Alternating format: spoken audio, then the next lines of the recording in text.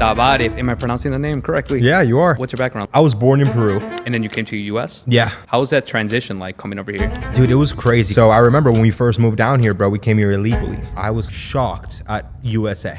What was your first thing a culture shock for you at 10? Yeah, well, the first thing was learning the language. I was speaking Spanish, and then I had to relearn English. What was the first thing that you saw that you knew you could make money online? Right, so I saw Grant Cardone on YouTube flexing in front of a jet, and I was like, damn, how is that possible? You were in ESL classes at that time? I was in ESL classes. I never passed Algebra 1. Your brother went through the whole system, but you actually shook your hands to the way to the top. It's all a game, bro. It's all about leveling up, right? I was in an environment where if you make 400K, bro, you're a fucking loser. Wow. Right? And that's what pushes you to make more money. What's one myth in the Latino culture that they say that you just don't believe when you came here to America? Money doesn't buy happiness. I tipped her 100. Dude, that gives me happiness. So by definition, money does buy happiness. How do you know who to trust to be a partner with?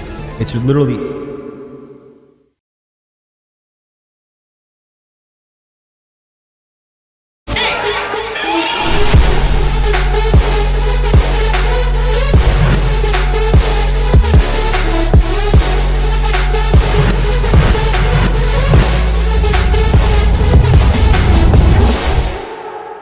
Alrighty, boys. Another episode here in your 20s podcast. We're here in Miami. Like I said, we moved here to make dreams happen. Road to #1 being the best interview of all time.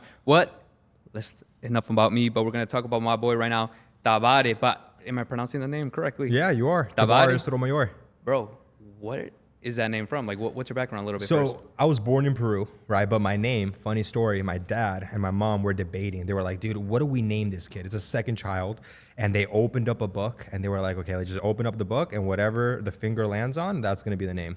So I was chosen by God, I like to say. Dude, there's always like a background story of like someone's name. And it's crazy because you said Peru, right? Mm-hmm. Peru. Dude, you were born there, right? I was born there, yeah, till I was like 10 years old. And then you came to the US? Yeah. How was that transition like coming over here? Dude, it was crazy because I remember when I first came to the U.S., right? The same reason immigrants come here is, dude, better opportunity, more money, security, right? The part that I was born in Peru was called Chorrillos, which is a very, it's not the most pleasant area in the world. So I remember when we first moved down here, bro, we came here illegally, right? So we kind of just came here on a visa, but we extended our stay. And I remember what ended up happening, bro, was I was completely shocked at USA. Mm-hmm. Right, because you see it in movies, like, oh, it's green, the sky is blue. In Peru, it's called the city of gray because the sky is just gray. Yep. Right, so when I came here, I was like, dude, I feel like I'm in Disneyland. I feel like I'm watching a Disney movie. Dude, but I mean, like, coming over to the U.S. From Peru, like, what's your expectation? Like, what is the American dream over there? Yeah, that's a great question. I like to say this. If you live in South America, your #1 goal should be to get out of South America and go to either USA, Dubai, someplace that has money, right? Because if you're surrounded with people that make no money, eventually, right, just like the saying, right, if you're surrounded with 5 broke people, you're going to be the 6th. Same thing when it comes to these countries like Colombia, Venezuela, Peru. It's like, bro, there's not a lot of money in those places unless you were born into a family of wealth, right? I've never met a self-made millionaire that came from Peru and stayed in Peru. Wow. Never in my life. So there's corruption everywhere. So, I mean, you were just 10 years old. Like, I'm assuming your parents took that initiative decision to come over here. Yeah. So at 10 years old, what did you see? Like, what was your first thing a culture shock for you at 10? Yeah, well, the first thing was learning the language, right? I was speaking Spanish, and then I had to relearn English and be like, damn. I remember, dude, this vivid image. I was in probably 4th grade, 5th grade, around there, and I was in elementary school. I remember sitting down, and I was like, damn, this is so scary, bro. Like, I don't know what I'm gonna do here. I have no friends. My brother's 3 years older than I am. So he was in middle school. I was in elementary.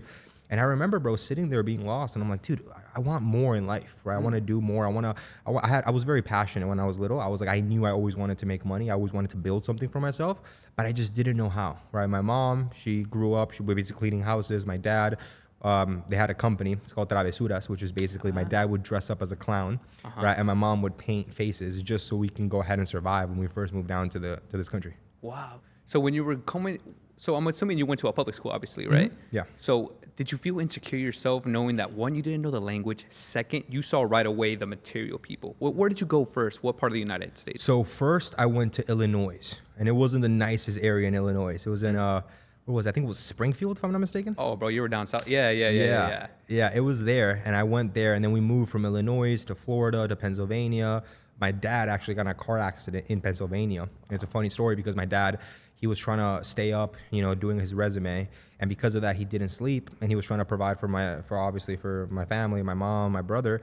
And he stayed up all night filling out his resume. He got in the car. He fell asleep in the wheel, got in a car accident. The lady, right, that he hit, unfortunately, she wasn't wearing a seatbelt, so she immediately died. My dad broke his leg into 5 different pieces, and we were about to get deported, right? So my dad made the decision. He was like, dude, I'm gonna leave the country. I'm gonna flee before they can deport everyone. And I remember that time, bro, that caused a lot of trauma in my life, right? I became obsessed. I was like, Mom, like I was afraid. I was terrified of getting in cars because my dad got in a car accident.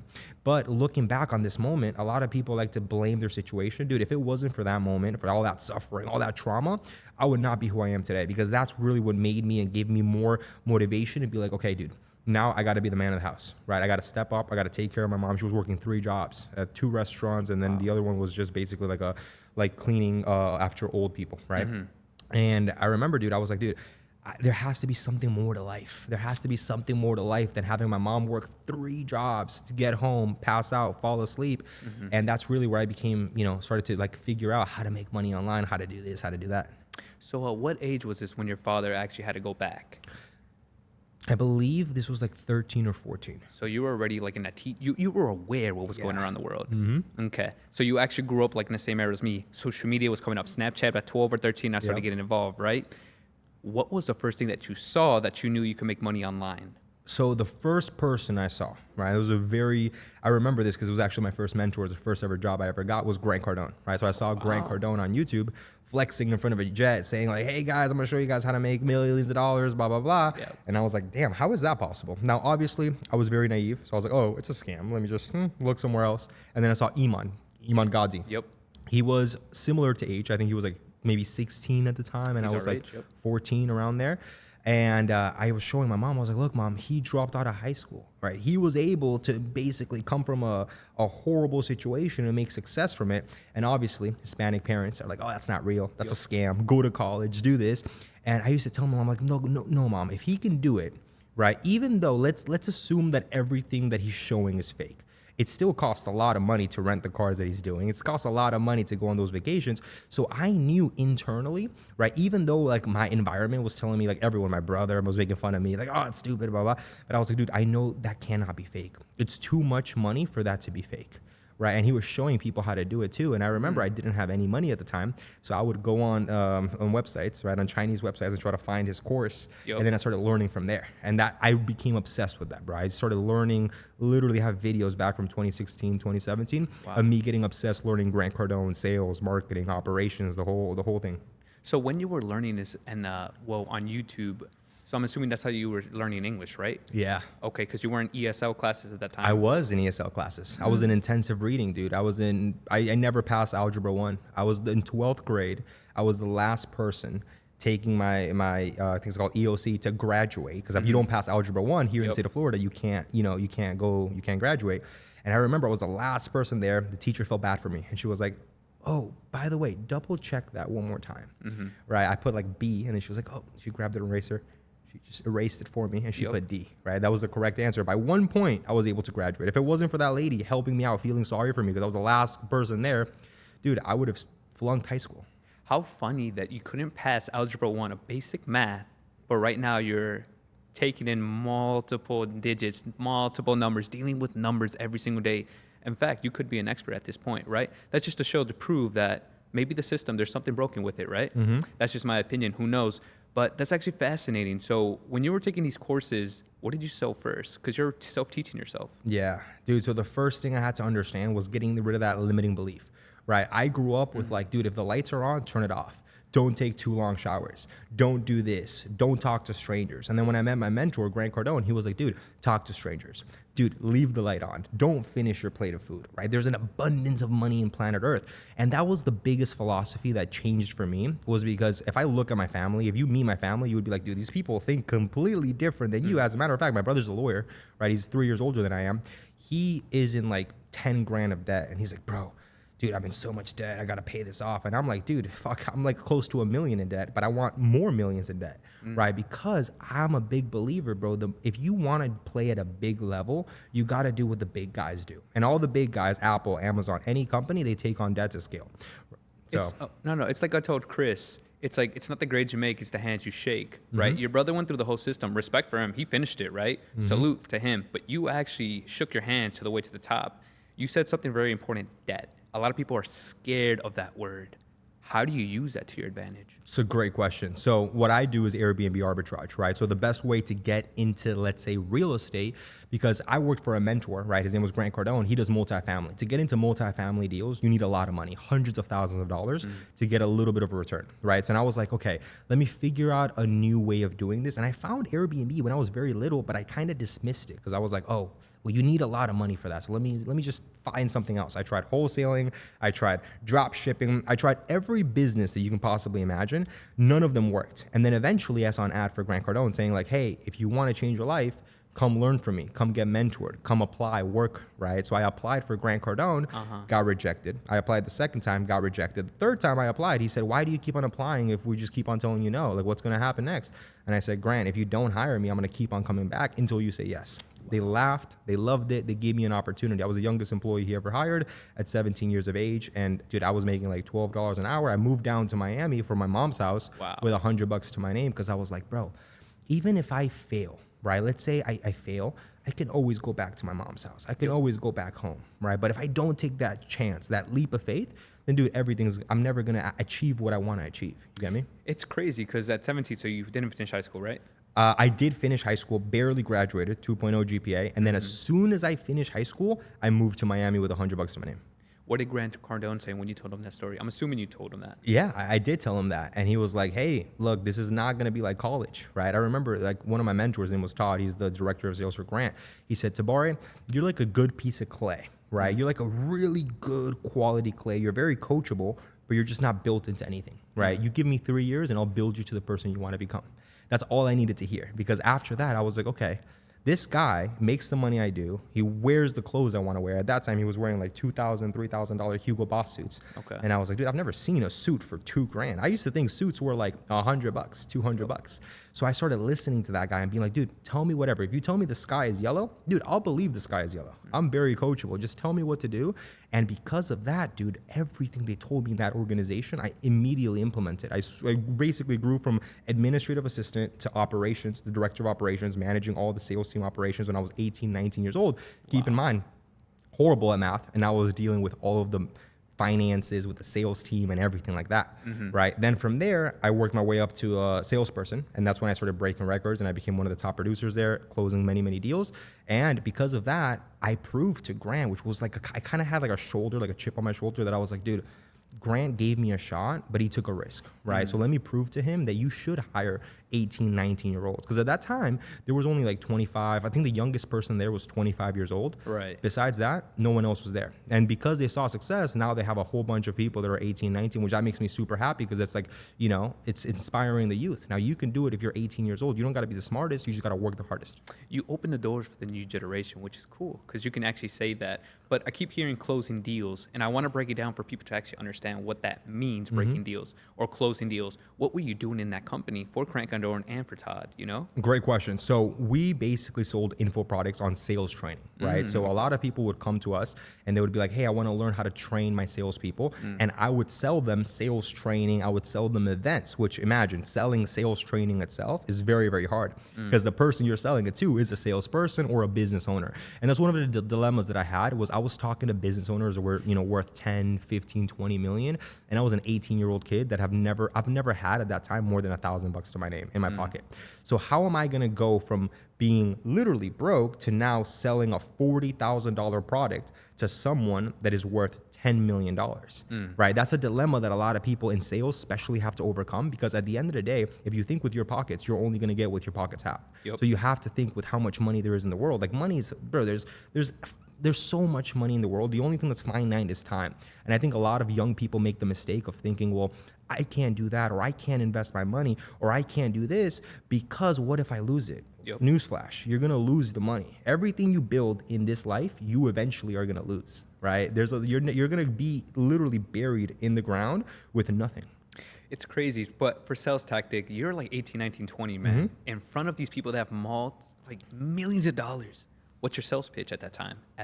Yeah. I mean, what I did is I looked at who was the top producer at that time, and anyone who wasn't a top producer, I would not listen to them. They would always come to me for advice. Like, hey, let me show you how to close this deal. Let me show you how to negotiate.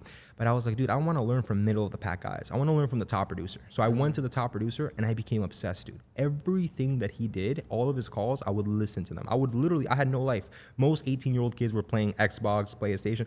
Dude, all I was doing in my free time, I was just learning sales from the top producer. Now, I would go as far, there's a formula I like to go ahead and do. It's called model, mimic, master, right? You model someone, then you copy them. You mimic everything they do, bro. If the guy said a joke in 3 minutes and 12 seconds of the presentation, right, I would say the exact same joke, right? I would literally be so obsessed with copying everything he does.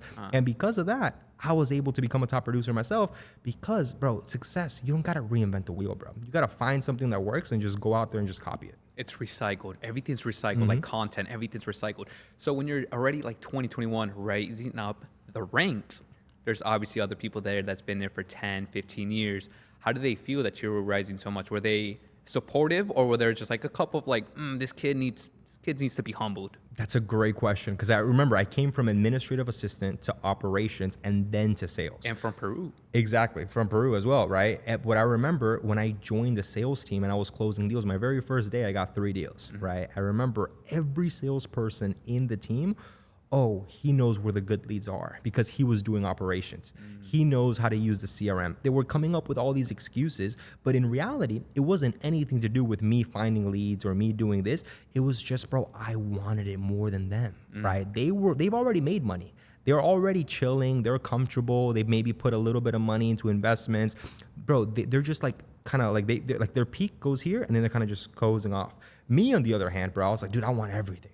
Give me everyone. They're like, I don't want to talk to broke people. Good. I want to talk to broke people. Give them on my calendar, right? And there's a saying that I love in sales that says, if you want someone to buy, treat them like a millionaire and they will act like a millionaire, right? Most salespeople, they find someone, maybe they're struggling, they don't have a lot of money, and they immediately dismiss them, or they make them feel little, or they're like, you don't have the money? Okay, it's not a good fit, bye.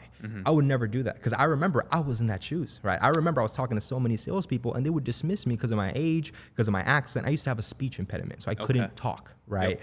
And they would make fun of me, and I was like, bro, I would never want to make someone feel that way. So what I did in sales, and I think my secret, to go back to your question, was, dude, I would treat everyone the way I wanted to be treated, right? And I would treat them like millionaires. I would treat them like they have the money. And magically, at the end of the call, even the quote unquote brokest people, they always had the money. So I kind of want to talk about a little bit more of the business side. So what were you taking home? Like, what was the commission taking? 1%, 2%? We were getting 10%, right? If it's a split deal, if someone sets it and I close it, then it's 5-5, right? Now, my very first year in grants, I made a little bit of money because I wasn't in sales, right? I was in a salary. I was making $12 an hour. Yeah, it was nothing. When I got into sales, bro, I literally broke so many records. I made 6 figures in my first 2 to 3 months in sales, in commissions, right? And I remember that was such a big record that literally my boss, my mentor, director of sales, Todd Straw, he would always speak about me on stage like, hey guys, this 18-year-old just making $100,000 and you guys are 29, 30 years old and you guys are complaining the leads are shit, this is bad. And he would use me as like a poster child, right? And because of that, dude, I was like, damn, that's cool and all, but now I gotta double it, triple it, quadruple it. And I made $500,000 in take-home income before I turned 21. Dude, so before 21, right? And you're not even educated in the system, right? How was it when you made $500,000 but then got hit by Uncle Sam, IRS? Break it down, because there's a lot of people making that money but spending it, and then they have to owe, so they're actually in debt. Exactly, and I didn't know about that, right? I didn't know about taxes. Now, luckily, I was a W-2 employee, so all my taxes were getting taken out by the company. I never had to worry about that. I do know people that they make a lot of money and they don't pay their taxes, and because of that, they gotta watch their back. Like, oh shit, how long is this gonna last? Luckily, I was a W-2. I was very coachable. So whatever the accountant team told me to do, I would just do. So they told me, hey, Tabare, save 10% of your money, save 20% of your money. I would always do that. So that's another lesson that I think is very big. A lot of young people, if they make a little bit of money, let's say you make $500,000 and you're 21 years old, you would think, oh, dude, my shit don't stink. I'm big boss. I'm big G, right? I never had that attitude, bro. I learned this from Kanye West, right? He says, good people look in the mirror and they see greatness. Greatness looks in the mirror and they see nothing. Right? Whenever I looked in the mirror, bro, I was like, dude, I'm nowhere where I want to be. Like, I'm nothing, right? I'm nothing. Yeah, I bought some nice watches. I had like 70 grand worth of watches at that time. And I was like, dude, yeah, this is cool and all. But what I realized, bro, once you buy everything you've ever wanted, you realize that, bro, that game of buying stuff is for the broke people. Right? That's how they sell you on like, hey, spend money, spend this money, spend money. Once I bought everything I've ever wanted, bro, I could care less. Like I just bought a Lamborghini Urus, right? Dude, this should be my dream car, right? Dude, I barely drive it. It's like it's not fulfilling for me no more, right? And I think that's the biggest lesson that a lot of young people should make is like once you're making money, continue being coachable, but more importantly, like find out what's the next play, what's the next level. Right, because once you get here, there's also here and here and here, and most people get stuck here, right? And then they don't realize it till they're 30, and they're like, "Damn, I wasted a lot of money. I wasted a lot of time. I got to go get a job now." Yep. Right, and that's what a lot of people get wrong. So, with having all this money at such a young age, there comes a point, like you said, you woke up, you're like, "I'm spending this money, but it's not completing me." Right? In a sense, it's an enhancement, not happiness. What was it like when you felt? I'm assuming you felt that loneliness at one point, where you're just like, I have all this, but why? Why isn't it not clicking? I'm 21. I'm making more than half the people my age. Why? Yeah. What's going on? I remember I had a manager there, and this was back in September of 2022 when I quit that job, right? Because I always knew that I didn't want to be there 10 years, right? I was going to treat my job as like a university, as my college. I'm going to learn, I'm going to squeeze the juice. I'm going to learn everything I possibly can. I'm going to take that information and go start my own company. That's what I always wanted to do. And it wasn't until I realized like, dude, I'm making all this money. But number one, I don't have, yes, technically I have financial freedom, but I don't have location freedom or time freedom. I can't go out and work from here. I can't go on a trip. Dude, I lived in Miami. I still live in Miami. But when I first moved to Miami, I thought, oh my God, it's going to be amazing. I'm going to go out. Dude, I never went out. Never. All I did was work. And then I realized I was like, okay, I'm a top producer. My income is kind of capped. I was making 20 to 30 to 40 grand a month in take home income and commissions. But dude, I have to sacrifice myself for every single deal. So much so that my health was taking a toll. And that's when I met my now business partner, Jerry, who he was actually a lead inside of the CRM. And every time I would call him to try to close him, I would never see him working. I'm like, bro, what the hell do you do? Like, I always see you're playing golf, you're playing paddle, but I never see you actually working. And I kept on following up with him for a year and a half until he eventually told me, dude, I do Airbnb. So we sat down, went to dinner, showed me the business. I grabbed the business and he said, Tabare, you have amazing skills, but you're using it the wrong way. Right now, you're making someone else rich. It's time to make yourself rich. Here's the business. We laid out the business plan. He showed me everything. At the time, he had 60 or 70 properties. We partnered up. Fast forward 2 years later, we have 250. So right now, so how you got really, really wealthy with more time is just getting properties and then... I don't like to say getting properties. I like to say collaboration. I have 7 different companies. All of them have business partners in. My business partners know way more than I do, right? That's the lesson that a lot of young people get wrong is they want to be a big fish in a small pond. I want to be I want to be like a big fish, but in a big pond, right? I'll rather be a small fish in a big pond, right? Because at the end of the day, bro, it's either you are giving out your energy teaching someone or someone else is gonna teach you. I like to learn from other people. So every single one of my companies, bro, I learn from people that are 10, 15, 20 years older than I am that have already been through the game. And guess what I do? I do the same thing I did when I was 17. I'm just coachable. Dude, tell me what to do. Without question, I'm going to do it. And that's been the biggest secret to success that most young people get wrong. Because I teach a lot of people. I have 500 students. The people that get results and the people that don't get results are the people that think, oh, well, I can do it by myself. Or, oh, no, well, you're telling me about debt. Well, I don't want to get debt. I don't want to invest in a property because then what if I lose money? I'm like, yeah, dude, what if you get struck by lightning today? You know, like what if? You can talk about what ifs or you can talk about action. If you talk about action, then money will follow. I like that because your mind's like a sponge, so you observe, you like doing that, and I like that. Have you worked with any billionaires you personally, or not yet? Yeah, I mean, Grant Cardone was a billionaire, right? But you like what I'm trying to say is like, have you actually closed a deal with a billionaire? Like actually pitched them someone and actually got something? I wouldn't say a billionaire, but I would say someone that's worth 200, 300, 400 million. But I've never had like privilege of doing business with a billionaire yet. I asked that question because I want to see what's the difference like if you're making more than 400K, you're very wealthy. I'm going based off what Gary Vee says statistically, right?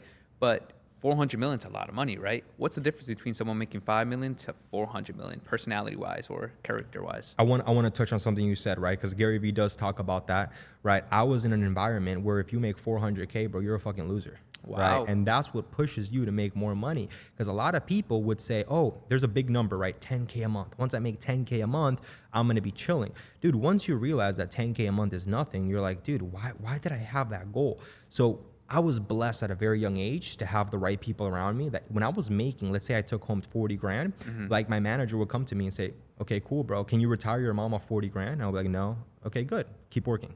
Right? They always push you to the next level, bro. And I think that's what, to answer your question, that's what top producers do. They never settle. Normal people, what they do is they hit a target. Oh, I hit my target. Let's go to Punta Cana. Let's relax. Right? What I do is, bro, I hit a target. I'm like, fuck, dude.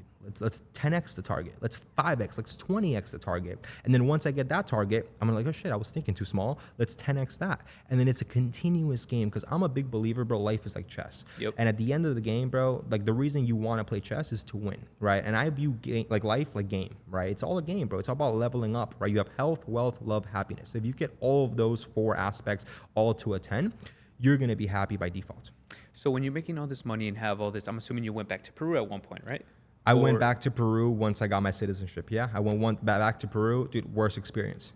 Worst experience. I love my family members, Right. bro.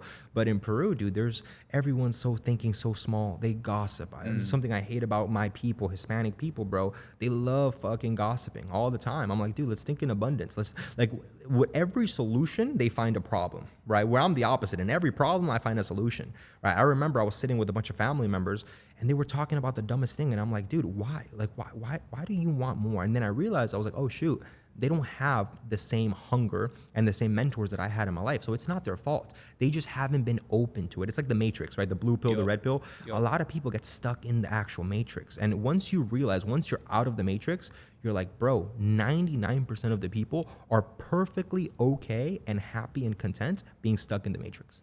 It's crazy because I come from a Mexican background, right? So there's this saying, it's like, your family members believe in brujeria instead of your own kid's dream, which is so crazy. But like I said, what about Peru when you went back? Because like obviously there's people gonna be like, ya se cree este way, you know, this guy's like thinks he's hot shit, you know what I mean? Like, what was that conversation like? Trying to talk to the normal people, normal friends that you once were, right? Yeah. They loved giving advice. They love giving advice, right? If you're making more money than them, they still think, oh, because I'm older, I'm going to give you advice. What I do with their advice, I believe opinions are like assholes, right? Everyone has one, right? You just got to be, you got to be smart who you're going to listen to. When I went back home and I was making good money, they were always telling me like, well, invest, buy a home, right? Dude, I have 250 properties and I own 0 homes. I actually rent where I live, right? So it's completely the different philosophy that they have. But once you reach a certain level, you realize, bro, that they're looking out for you. Right? They really believe that that advice they're giving you is the best advice.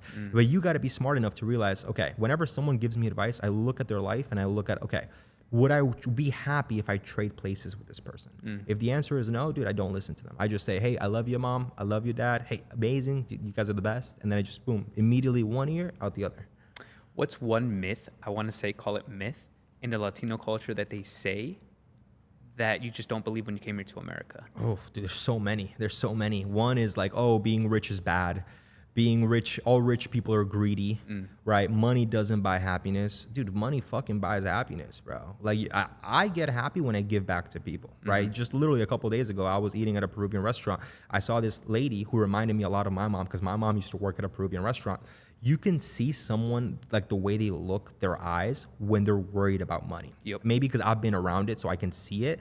And she had the same look that my mom had when I was 10, 11 years old. So my meal came out to like 25, 30 bucks. I tipped her 100, right? And I said, hey, look, I don't know if you're religious. I am. But I said, look, I mean, God told me to give this to you. Do this, whatever you do. Bro, she started bawling. She started almost crying. She was like, oh my God, thank you so much. I needed this, blah, blah, blah. Dude, that gives me happiness. So by definition, money does buy happiness. Now, watches, Rolexes, freaking cars. Materials. Dude, that doesn't bring any happiness. But giving back to people, dude, that's what brings you real happiness. That's crazy. I mean, like, obviously you've been here in Miami, so what keeps you apart from not being a part of like the night culture, like the nightlife, the degenerate side? You know what I mean? I mean, everyone has to go through it, right? It's like when you know, like how do you know not to touch the hot pan? Yep. You have to burn your hands, right? So everyone is gonna have that itch, especially when they move to Miami, dude. Everyone wants to hit up 11, Tootsie's, freaking, what's that club? Live, right? Yep. Everyone wants to go, which I tell people, dude, go, get it out of your system. Because once they go and they realize, like, bro, this is fucking nothing, then they realize, okay, let's go back to being on a mission, right? I like to say this all the time. If you're young, the number one thing you should do is find a target and be obsessed with that target, like a missile. Right, like a missile, when it locks in a target, dude, the missile is gonna keep on freaking going after that target. Most people, what they do is they find a target and they justify it like, oh, well, I don't really need to reach that target. It's the stupidest thing. And it comes from Hispanic people, right? All Hispanic people that I've met, a lot of them always say, well, I wanted to be rich, but I would rather spend more time with my family. I would rather, you know, take the weekends off. And I'm like, dude, what are you, like, what you're saying doesn't make sense, right? It's like, there's a saying I love. It's everyone wants to go to heaven, but no one's willing to die. It's true, because people live for the weekend, especially people from our generation. And I went through that too with my friends, which is why I came over here and kind of distanced myself a little bit, respectfully, of course. But since we are here in Miami and you've been making business with all these people around the States, how do you know who to trust to be a partner with? You know what I mean? Yeah. It's intuition, bro. It's like, how do you know if you're going to find the right partner, right? Divorce rates are very high. It's literally intuition and knowing that if there's a problem, you can solve it, right? Now, if there's someone that fucks you over or something like that, dude, most people, what they do is like, oh, they fucked me over. Oh, this is so bad. Oh, what am I going to do? Bro, if someone fucks me over, it's all right. Right? I don't care because it's a learning lesson, right? It's like, dude, thank you, God, for having them fuck me over so I can eliminate them from my life.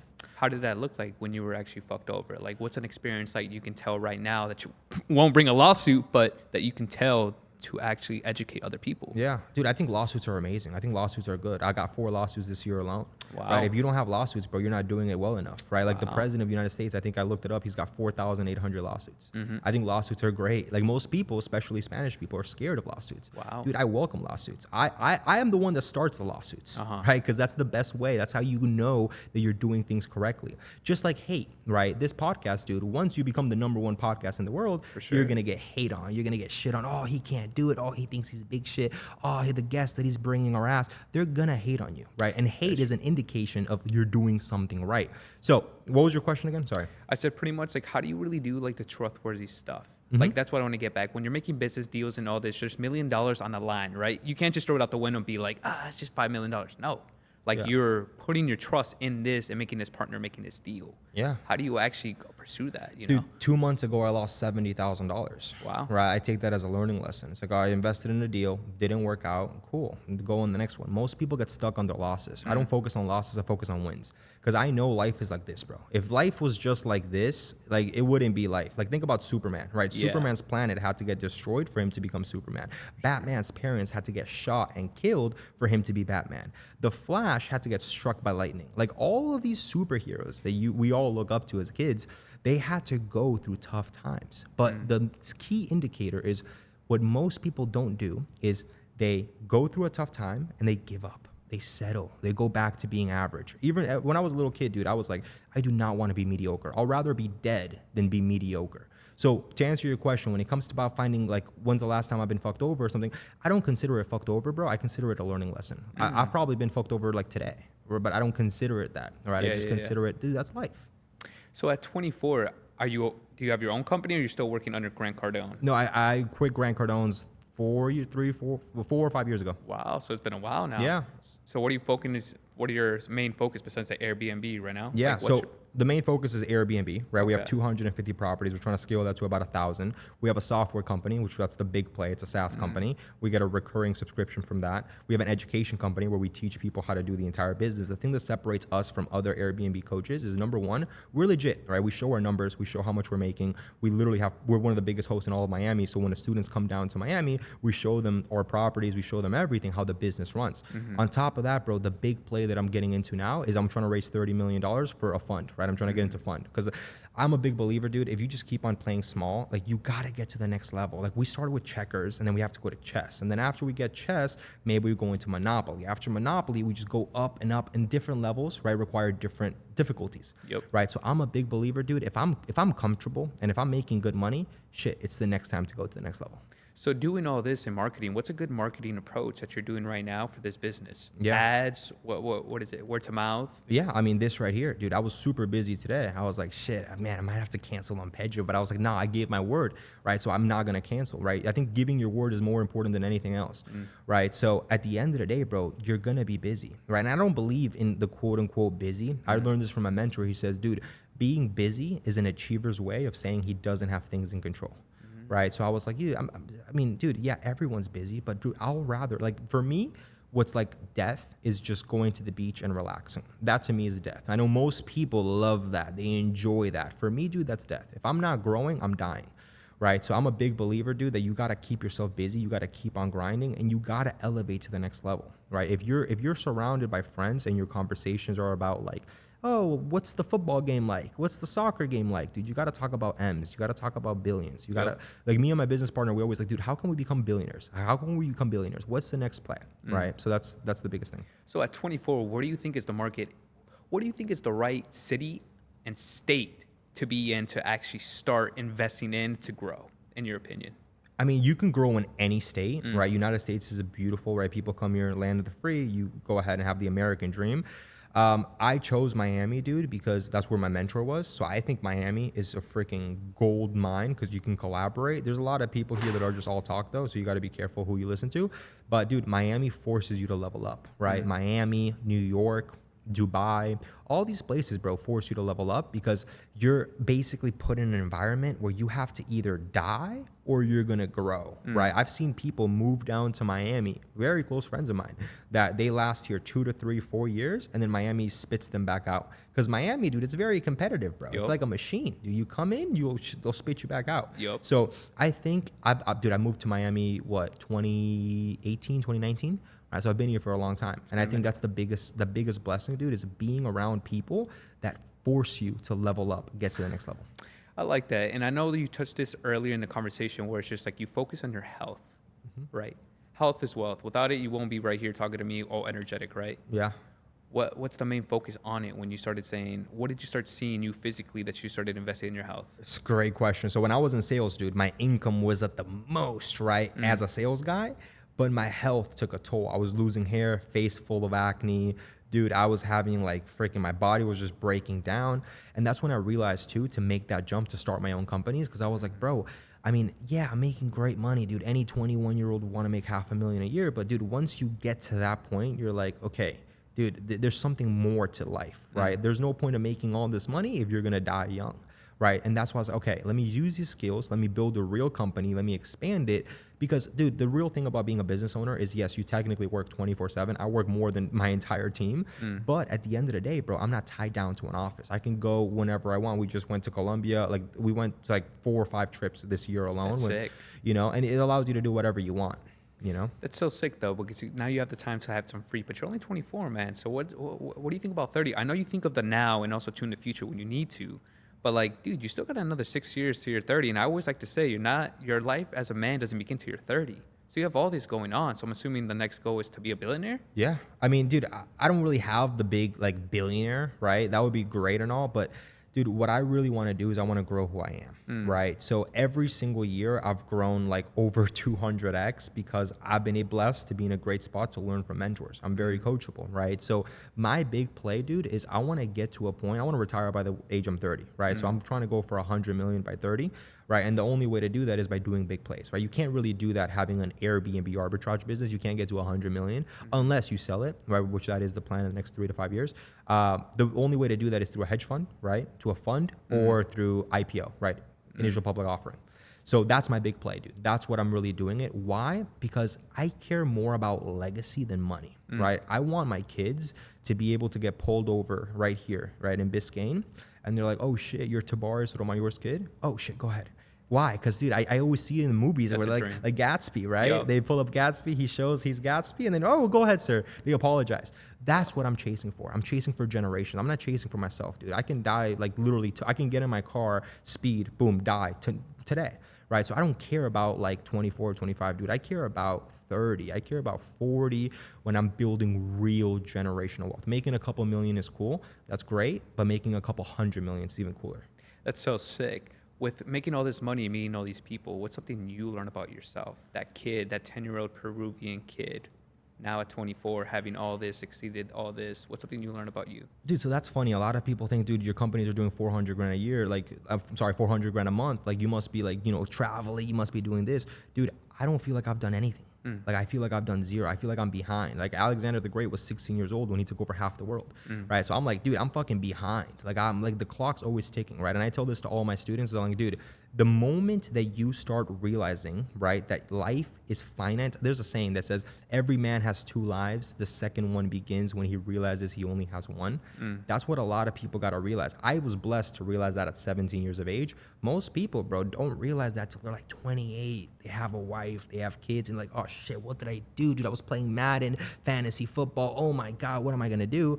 Which at that point, bro, I'm a big believer it's never too late to start, but obviously the odds are in your favor if you start younger. I like that. So what happened to your father at the end, though? Is he here, or is he back in Peru, or? Yeah, it was a funny story. So he fled, right, to go ahead and obviously give us a better opportunity. And also he wanted to go ahead and get medical treatment because we couldn't afford medical treatment here in the States. My dad was free for 2-3 years. Then he got a little fender bender, right? So he Wow. went to basically think of it like the DMV of like Peru Yeah. to report the accident. And once he reported the accident, oh, it came up, you're wanted. Boom, he got arrested, faced 2 years in Peru, got extradited back to the United States, faced another 2 years here in a prison in Pennsylvania. And then a couple years ago, this was all like way back then, right? Right. But now he's free. We have a great relationship. And yeah, I have a great relationship with my dad. What was the conversation like when you're just like, hey, Dad, all this was worth it? Your decision from you and Mom coming over here, look what, you got a lawyer as a son, and you have a self-made multimillionaire son too. You won the lottery as a parent. Yeah, dude, I've never had that conversation with my dad, right? Yet. Yeah, I haven't had that conversation because, dude, once you get to a certain point, like, yes, when you make a little bit of money, you're going to want to tell people. You want to tell everyone, like, oh, I'm doing this, I'm doing that. But once you're making enough money, dude, like, I don't care what people think. Like, if people are proud, that's amazing. If people are disappointed, that's amazing. If people are envious, that's great. I don't care what people think. All I care about is, like I said, right, a missile, right? You have a target and you go towards that target and you just keep on following it until you hit it. Then once you hit it, you get another missile. Because my dad obviously is very proud. My mom is very proud. But what I'm most proud of is that I opened their thinking, right? I have a little brother. His name is Sebastian.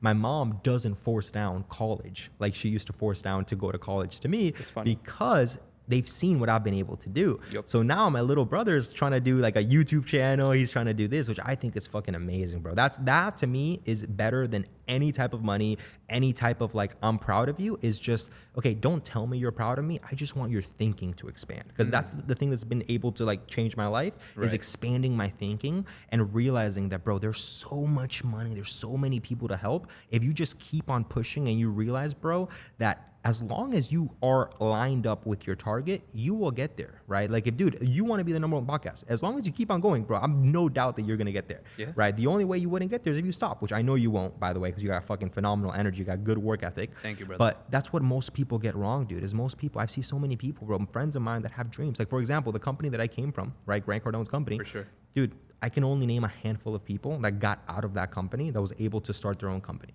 and be successful in it. Why? Because, bro, most people still stay stuck with like, what if? Dude, if you can replace that fear and just go after your goals and dreams, bro, newsflash, we're all gonna die, right? If you file bankruptcy, dude, you can make it all back. Yep. Right? So just keep pushing, bro. Just keep pushing until you get there and just enjoy the journey, right? For me, enjoying the journey is meeting people like you, right? Talking to people, leveling up, and going to the next level. Something interesting for me that I learned about people, like actually interviewing and just like socializing, is that it's all an exchange game at a point. Like it's all psychological because you're selling them, right? Because you're trying to get their money into your pockets, but also build a relationship. So for me, I like to think everything's psychological, right?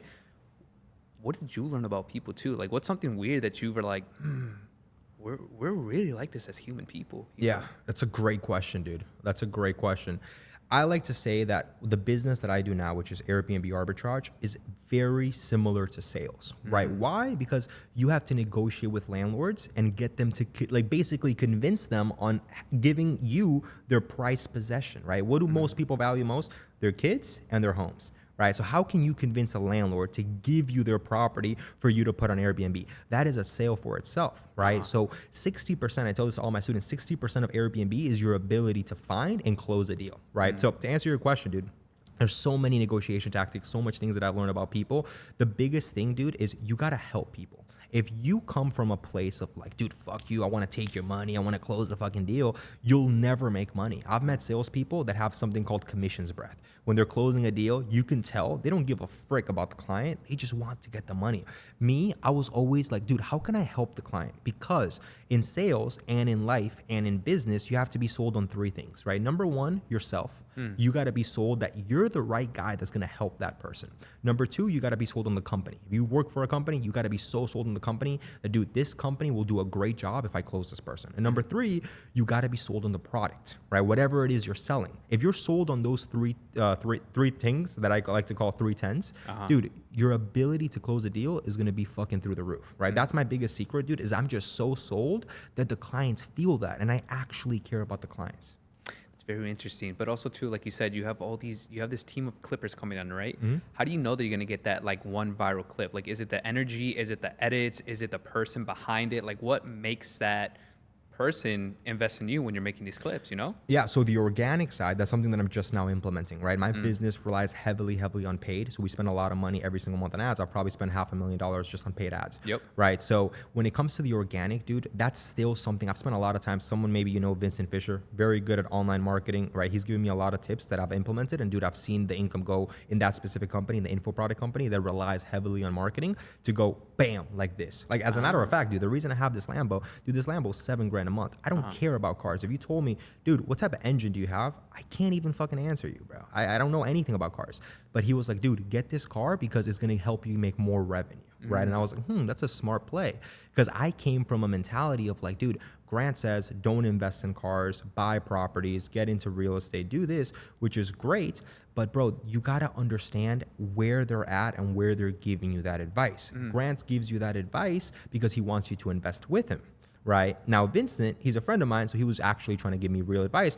And bro, most people would be like, "Oh, Vincent, I don't want to get a Lambo. That's $250,000. Why would I do that?" But then I was like, "Okay, this guy's great at marketing. Let me just do what he does, and let me just implement it." It's so interesting because I've also seen clips of Grant Cardone saying, "Rent, rent, rent, rent." And there's this controversy side that they're like, "Well, yeah, no shit, you're telling him to rent because you're gonna buy, right?" That's what Grant Cardone's about. What do you think about that? Like, from people from 20 to 35, is it a good, at what range should you start buying? Like, what income should we pull in to buy? And what's a safe thing to actually just rent? It's a smarter choice to rent. If you are someone like my brother, who's very risk averse, he does not like risk, he does not like debt, I would say buy a home. Sure, by all means. That's like the traditional, quote unquote, normal thing that most people do. Me, I won't buy a home until I'm probably like 45. Right? Okay. Why? Because I'd rather invest in properties that generate me cash flow and then generate cash flow. I grab that cash flow, invest it more into other companies. And I'm very big, dude, on just growing the businesses. I think a lot of Spanish people get that wrong because I don't know if you know this, but the reason that the whole like marketing side of like buying a home came around was because banks loan money for people to buy homes. Now, how can you convince the audience to buy a home and actually go ahead and, you know, get a loan to buy that home? By selling them the dream. Yep. Move to America, buy a home, own where you are. Bro, buying a home is a piece of paper, right? Like, dude, that piece of paper could be taken away from you literally like this, right? Just as fast as they can give it to you, they can take it away. A lot of people get this wrong and they're like, oh, I own. Bro, I don't own anything, right? I just own myself and my thoughts. Right? Everything that I have that's materialistic, bro, I don't consider that technically that I own because everything could be taken away at any moment. A lot of people that get stuck in the mediocre thinking, they're like, oh, dude, I want to own this. I want to own that. In reality, bro, you won't own shit. Not even the clothes that we're wearing, bro. We don't own this clothes. Yep. It's someone else's clothes. I like that. I like that answer only because I asked you the question in the beginning where it's just like, when you were 10, what was the American dream like to you? And then, you know what I mean? Like at 24, you're kind of answering that. So I kind of want to wind it down with these questions now. Well, one, do you see yourself being a partner with Grant Cardone in the future, or would you want to be a partner with him? I would love to, but the way that organization is set up, that once you leave that company, they kind of blacklist you. So that you can never talk to them, you can never do anything. That's just how life is. I mean, I get it from that perspective. I'm not gonna be like, oh, bitching and whining, like, oh my God, I made you like $11 million. Why would you block me? Dude, that's part of game. That's part of the game. That's part of life. Like most people get stuck on that. Oh, my mentor that taught me everything I know blocked me on. He blocked me on Instagram. Well, he didn't block me, but it was someone in the team. Oh, they blocked me. Oh, I'm so butthurt. Dude, I was like, that's life. Let's move on. Next, right? So to answer your question, I would love to, but that'll never happen. Maybe we'll work some deals in the future. Who knows? But as of now, the door's kind of closed. Who would you want to work with in Miami? Dude, who would I want to work with in Miami? That is a great question. There's a lot of people that I like to study, right, and look from afar. Like one entrepreneur and then one influencer or / content creator. Dude, so I think they're all, I don't consider one influencer, one content creator, one entrepreneur. I just consider them all a person, right? Because, dude, to be an entrepreneur, you got to be a content creator. You got to be an influencer. Like, it all works hand in hand. And to be an influencer, you got to be an entrepreneur, or else you're going to be a broke influencer, and then you have no one's influence, right? So I like to put them all at once. Two people that I want to hang out with, dude, Jeremy Haynes, great guy. He actually did a video here. He always comes here to shoot podcasts. Sweet. Dude, let's see. Who's someone else that I like to study? Let me see. Let me think about this. I want to give you a good answer. Dude, in terms of like entrepreneurship, I don't really have someone, but I like to study BlackRock. I like to study like the Rockefellers, right? I like to study the president. I like to study people that are not in a level that's like a little bit higher than I am, right? But in a level that's like fucking boom, right here. Right, because dude, I know everyone that I think that like I see on Instagram, dude. It's like we're right there, right? So it's like, dude, I can probably go to Pura Vida and I'll see them sitting down. It's very attainable, right? Versus someone like the Rockefellers, right? Someone like Carnegie, like all these people, dude. Those are the right people to study. For some reason, I thought you were gonna say Kyra Forgar, your neighbor upstairs that you mentioned, just because he built an empire where he started off doing pranks, but he's a genius. You know what I mean? But it is true, though, that you can't put these people in categories, because if you have a business, you're an influencer or a content creator, you're still an entrepreneur. You're growing your business. You're growing your content. That's phenomenal. You know what's, I want to touch on that point, because that's something that I kind of, I might get hate for this, but I remember when I used to watch him on YouTube, right? And I remember the first time I met him in the elevator, like I said, what's up? He acted so like a dickhead. And I was like, damn. I will never, ever be in a position, no matter how far I get, that if someone wants to say what's up, I'm at least going to give them the courtesy of like looking at them in the eyes, being like, oh, what's up, bro? How are you? Blah, blah, blah. Right? Because, dude, I've met so many people. I used to be a magician. So I used to do magic for like a lot of famous YouTubers, right? When I was like 15, 16 years, I got flown out to Las Vegas to do concerts and not concerts, but like events to do magic and all this sort of stuff. It's all over YouTube. And there's some YouTubers that, dude, I met. Like there's a guy called Daniel Fernandez. He does magic. Great fucking guy, dude. Great guy. He was with me, was present. And there's other people that I'm not going to name that I meet them and they act like their shit don't stink. And I'm like, dude, that's not what you portray online. It's crazy, though, because you were a magician then, so dang, that's kind of crazy. Yeah. It's cool, though, because they taught you how to put yourself in situations where you have to talk to people and actually, you know what I mean? But that's cool. Where do you see yourself in putting yourself in, I wouldn't say elevating the Latino community, right? Because at the end of the day, we're Latinos, bro, and there's a bunch of them here in Miami. How do you want to put on for them? It's funny enough, bro, because I did an event. I spoke in front of 500 entrepreneurs at a conference called Shock Conference in Argentina. And I remember, dude, I went there and I was shocked by how many people were like, oh, Tabare, what advice do you have? Dude, you're so inspirational. Because, dude, when I look in the mirror, I'm like, dude, I haven't done shit. I still got so much more to go. So when all these people, I remember I was literally taking a piss and this guy came up to me in the bathroom and I was like, yo, Tabare, I have a question about my marriage and this and business. And I was like, yo, what's up? I was like, I was helping him, but I was taking a piss, right? And then I remember, dude, that it's like these people think that I'm like up here, but in reality, they don't know that I was worse than they've ever been. I was depressed, dude. When I was a kid, dude, sometimes I was suicidal. I would never go through with it because I didn't have that level of commitment back then. But dude, there's some days that I used to cry in my room, right? And I think of that because I'm like, dude, so many Spanish people are so talented, But the thing that kind of keeps them stuck is their own limiting beliefs. So what I do when I'm over there, bro, is I tell them, dude, anything is possible. And I tell them that when I used to grow up, I used to think, oh, well, being rich is only for like white old men, right? And they kind of relate to that because a lot of them think that way too. And I'm like, guys, it's not that fucking hard to get rich. Just follow someone that has what you want and just listen to them blindly, right? Do everything they say and you'll get the same level of success. Dude, all this conversation, it's very, like, I'm telling you, it's very hydrating. I can't even find the word because it's actually, I like this. I like the conversation, but I kind of want to wind it down just for the sake of time right now. I know I put you in the hot seat, like I always do this at the end of my podcast. Now, since I've asked you all the questions, maybe the last 2 minutes, is there anything you want to ask me? And then is there someone that you would want to see on the podcast too as well? Dude, that's a great question. I think you should interview a lot of people in info. Right. Why? Because info and influencers are very similar. The only difference is that info actually changes people's lives. Like I have a lot of students, dude, that I know, like once they have a kid, they might name their kid after me, right? Because of that, how much I change their lives, right? So a lot of people go wrong with just trying to find like influencers that get a big attention, which that's great.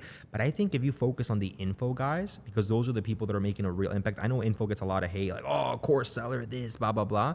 Dude, I would not be where I am if it wasn't for info. If it wasn't for the information that other people were putting out there, I wouldn't have even opened my brain to see like, oh man, that's even possible. If it wasn't for Iman Ghazi flexing that he made 100 grand in a year, which at that point I thought, oh my God, he's freaking rich, right? I would not be where I am. I wouldn't think it was possible. So I think the people you should interview, bro, especially now that you're in Miami, dude, just interview the info guys. Thank you, man. I'm going to take that for consideration too as well. But brother, just for the sake of time, man, I thank you. I appreciate you for actually putting time aside and hopping on the podcast. So guys, you're going to have to watch this one because this one's going to be exclusive.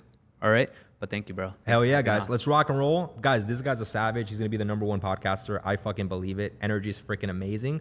So guys, how should they find like the podcast? So in your 20s, man, besides OnlyFans and like Feet Finder or whatever, but you can look it up on YouTube, Apple, Spotify, TikTok, Snapchat, In Your 20s Official, In Your 20s Show, and Instagram, In Your 20s Officials, and vote for Pedro, personal one.